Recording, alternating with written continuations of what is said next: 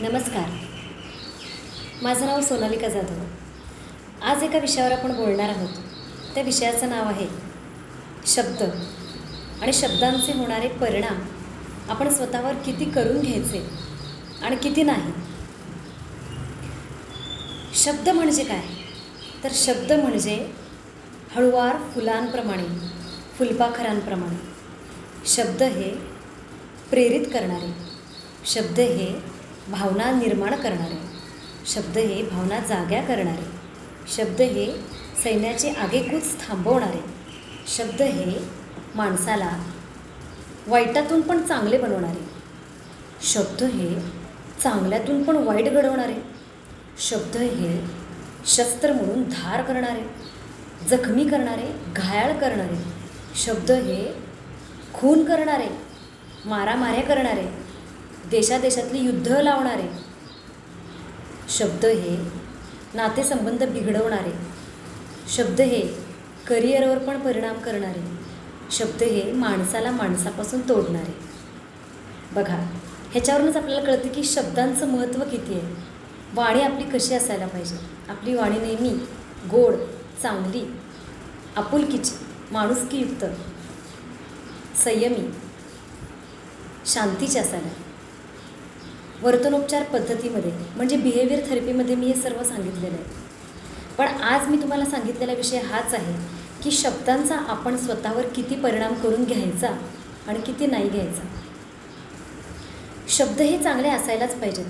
आपण आपल्या वाणीमध्ये सकारात्मक, विवेकी बदल करायला हवा. आपलं प्रेझेंटेशन हे चांगलं असायला हवं. हे मी 100% मान्य करते. बिहेवियर थेरपीचा अर्थात महत्त्व आहेच. कारण ह्या बिहेवियर थेरपीमुळं शब्द छान पद्धतीने आपण सादरी केल्यामुळं, समोरच्या व्यक्तीशी आपण छान असा संवाद साधल्यामुळं नातेसंबंध जुळून येतात. तुटणारेसुद्धा, बिघडणारेसुद्धा चांगले बनतात. त्यामुळे शब्द चांगले ठेवा, संवाद चांगले ठेवा, हे तितकंच महत्त्वाचं आहे. पण त्याहीपेक्षा जास्त महत्त्वाचं आहे की तुम्ही शब्द चांगले ठेवाल, तुम्ही संवाद चांगले ठेवाल, पण समोरची व्यक्ती ही नेहमी चांगले शब्द वापरेलच असं नाही आहे. नेहमी समोरच्या व्यक्तीचा संवाद चांगला असावाच असंही नाही आहे. समोरचा समाज, समोरचं जग, आजूबाजूचं जग आहे, जे कॉर्पोरेट वर्ल्ड आहे, जे करिअरचं क्षेत्र आहे, समाजातली इतर माणसं आहेत, आपल्या जातीमधली, आपल्या जातीच्या बाहेरची, आपल्या धर्माच्या बाहेरची, आपल्या पंथाच्या बाहेरची, आपल्या जगाच्या बाहेरची, म्हणजे आजूबाजूची वेगवेगळ्या विचारांची, वेगवेगळ्या दृष्टिकोनांची माणसं आहेत. काही शिवीगाळ करणारी माणसं आहेत, काही मध्यम, थोडी शिवी देणारी, थोडी चांगली बोलणारी, काही पूर्णपणे छान बोलणारे, काही मारहाण करणारी, शिवीही देणारे लोक आहेत, काही रफ बोलणारी भाषा, काही आपल्या नैराश्यामध्ये लोक काही वाईट बोलतात, काही चुकीचं बोलतात, काही जणांना संताप आलेला असतो, काही जणांना खूप टेन्शन असतं, टेन्शनमध्ये ते चिडचिड करतात, कसेही शब्द बोलतात, कसंही वागतात. मग आपण जर असा अट्टहास ठेवला की समोरच्या व्यक्तीने चांगलं बोलायलाच पाहिजे, कारण बिहेवियर थेरपीमध्ये सांगितलं की चांगलं असायला पाहिजे, चांगलं बोलायला पाहिजे, पण प्रत्येक व्यक्ती ही आपल्यासारखी नसते. त्यावेळी समोरच्या व्यक्तीचे शब्द जर आपल्याला जखमी करत असतील, जर आपल्याला त्या शब्दांचा त्रास होत असेल, तर आपण त्या शब्दांचा स्वतःवर किती परिणाम करून घ्यायचा हे आपण ठरवायचं असतं. एखादी व्यक्ती तुम्हाला खूप घालून पाडून बोलते, टोचून बोलते, ठीक आहे, तुम्ही त्यांना सांगा की मला अशा प्रकारची वागणूक दिलेली चालणार नाही, की मला थोडंसं नीट बोला, थोडा व्यवस्थित बोला. पण तुम्ही त्याचा स्वतःवर परिणाम तीव्रतेनं करून घेऊ नका, अस्वस्थता येऊ देऊ नका. कारण कुणाच्या वाईट बोलण्यानं आपण वाईट होत नसतो, कुणाच्या अपमान करण्यानं आपला अपमान होत नसतो, कुणाच्या किंमत कमी करण्यानं आपली किंमत होत नसते. हे एक बुद्धाचं तत्त्वज्ञान आहे. संत कबीर सांगतात, ऐसी वाणी बोलिये मन का आपाक होय, औरन को शीतल करे आपही शीतल होय. हे बिहेवियर थेरपीमध्ये पण तेच सांगतात की तुमची वाणी चांगली ठेवा, ठामपणे बोला, परिणामाची जबाबदारी घ्या, संवाद चांगला ठेवा. हे मी मान्य करते, 100% हे योग्यच आहे. परंतु बुद्धांनी काय सांगितलेलं आहे की एखाद्या व्यक्तीचा आपल्या स्वतःवर आपण काय परिणाम करून घ्यायचा. कुणीतरी आपल्याला काय बोललं तर त्याच्याने आपण काय होतो का. आणि रविशंकरनी पण तेच सांगितले, श्री श्री रविशंकर म्हणा किंवा इतर काही संत आहेत, त्यांनी शब्दांचं महत्त्व देखील सांगितलेलं आहे. आणि स्व आदराचं, सेल्फ रिस्पेक्टचं देखील महत्त्व सांगितलं आहे. श्री श्री रविशंकर तर असं सांगतात की खुद को रिस्पेक्ट दो. कोई अगर हमारा अपमान कर रहा है तो हमारा अपमान नहीं होता.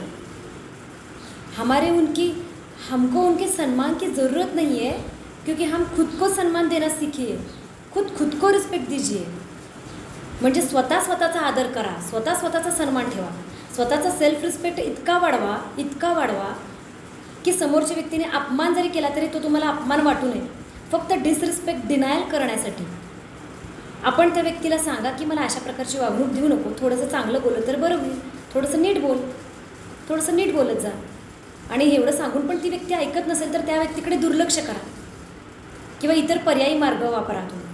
आणि ती खूपच डेंजर बोलत असेल तर तुम्ही जास्तीत जास्त तिला बोलणं सोडून द्या. पण त्याच्या समाजात जे आजकाल घडतं, आरेला कारे म्हणणं किंवा ह्याने मला अशा पद्धतीने बोलणी केली त्याच्यामुळं मी त्याला मारहाण केली इतकंच नव्हे तर समाजामध्ये खून देखील घडतात. सासूला राग येतो, सून मला उलटं बोलते, सुनेला राग येतो, सासू मला टोचून बोलते. बरोबर आहे, कायद्यामध्ये हा गुन्हा आहे. तुम्ही एका विशिष्ट पातळीपर्यंत सहन करा आणि त्याच्या पलीकडे सहन होत नसेल तर त्या व्यक्तीला शांतपणे आणि ठामपणे सांगा की मला हे अशा पद्धतीची वागणूक देणं चालणार नाही, अशा पद्धतीचं बोलणं मला आवडत नाही, अशा पद्धतीचं तुम्ही बोलू नका.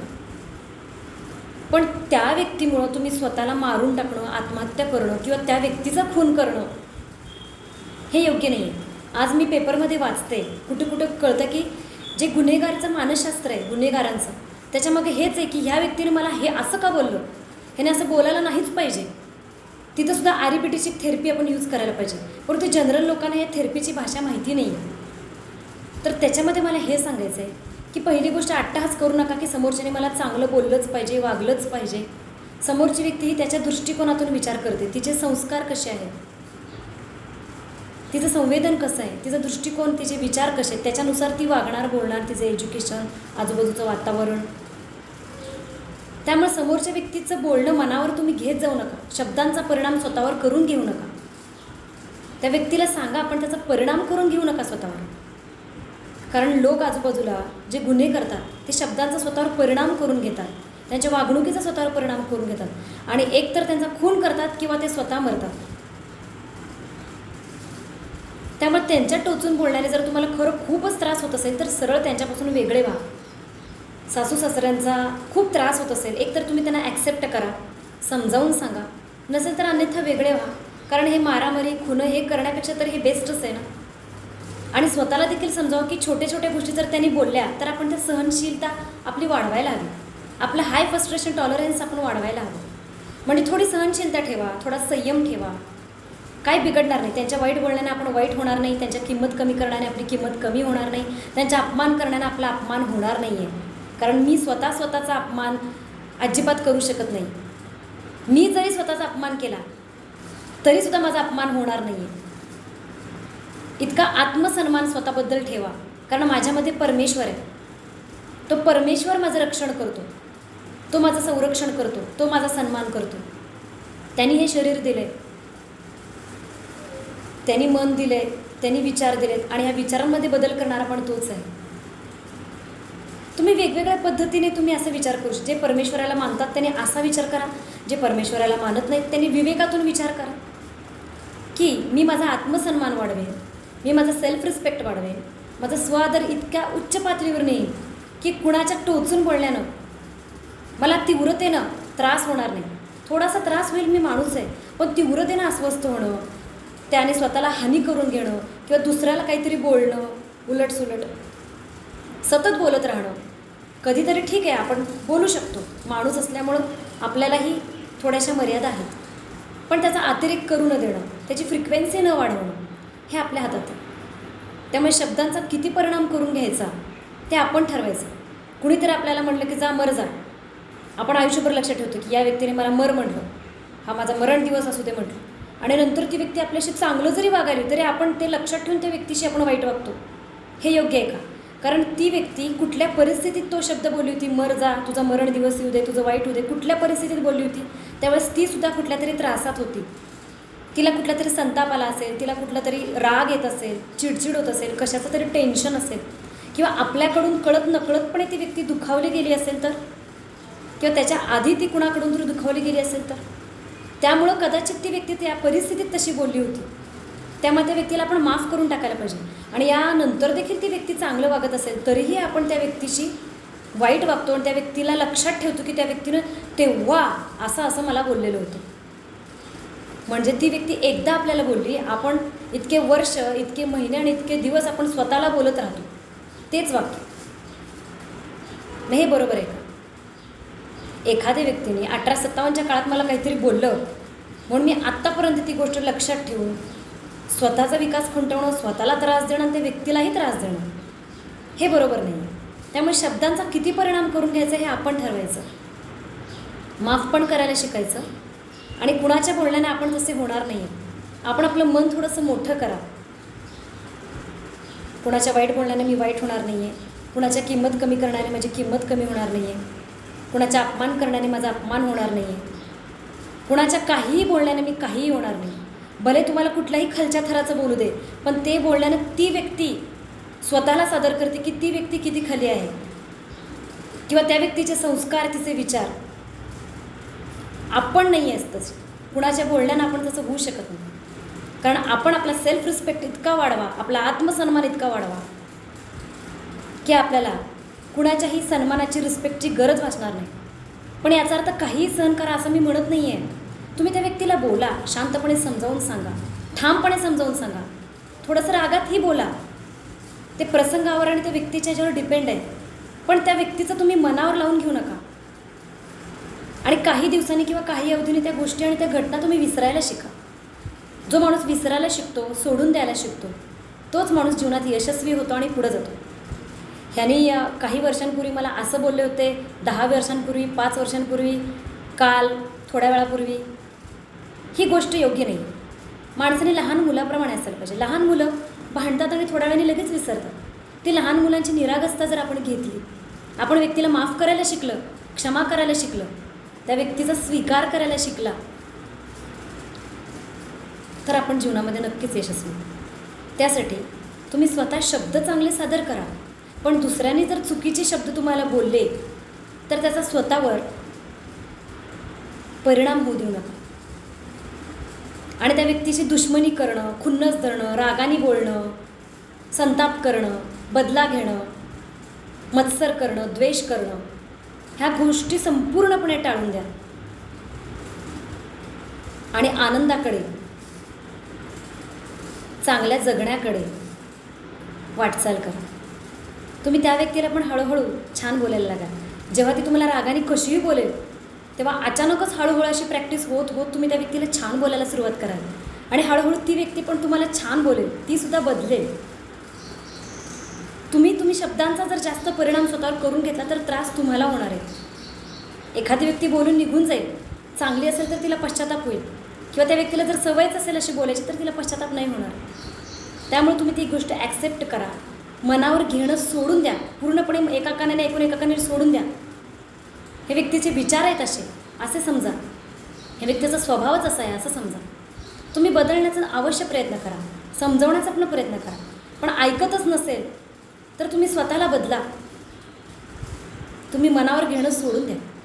जर तुम्ही मनावर घेतलं तर तुम्हाला भावनिकदृष्ट्या किती त्रास होतो बघा. मला असं म्हणली, मला असं म्हटला, मला मर म्हटला, मला मर म्हटली, मला लायक नाही म्हटला, मला लायक नाही. कुणाच्या लायक नाही म्हणण्यानं आपण लायक नाही असं होतो का? आपण नालायक होऊ का? कुणाच्या चोर म्हणण्याने आपण चोर होऊ?